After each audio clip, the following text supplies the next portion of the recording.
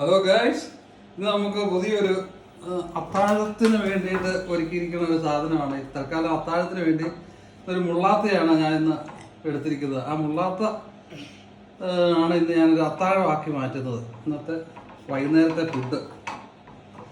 അപ്പോൾ അതിന് ഇത്രയും സാധനം വേണ്ട, വലിയ മുള്ളാത്തയാണ്.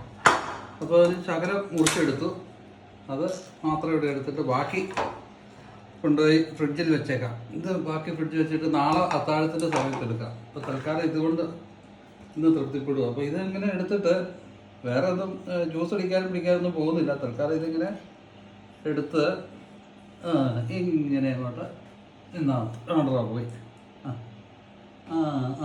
അമ്പത് ഇങ്ങനെയുണ്ട് ടേസ്റ്റ്. ഇന്ന് കൊച്ചിന് എനിക്ക് അത്താഴം ഇതേ ഉള്ളൂ കേട്ടോ. വേറെ ഇന്ന് ചോറൊന്നും ഉണ്ടണ്ട കേട്ടോ. മുള്ളു മാറ്റിയിട്ട് അവന് കൊടുക്കണം. അത് ഞാനും ഒന്ന് തിന്നു നോക്കട്ടെ. മുള്ളുണ്ട്. സൂപ്പർ. പുളിയൊക്കെ പോയി.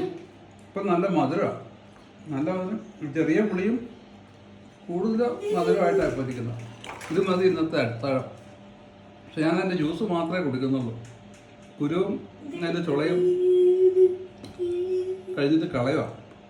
ജ്യൂസ് അടിച്ച് ഇതെല്ലാം കൂടെ കുരു മാത്രം കളഞ്ഞിട്ട് ബാക്കിയെല്ലാം തിന്നാം. ഇതിപ്പോൾ ഇത് മാത്രം, അതിൻ്റെ നീര് മാത്രം വലിച്ചു കുടിച്ചിട്ട്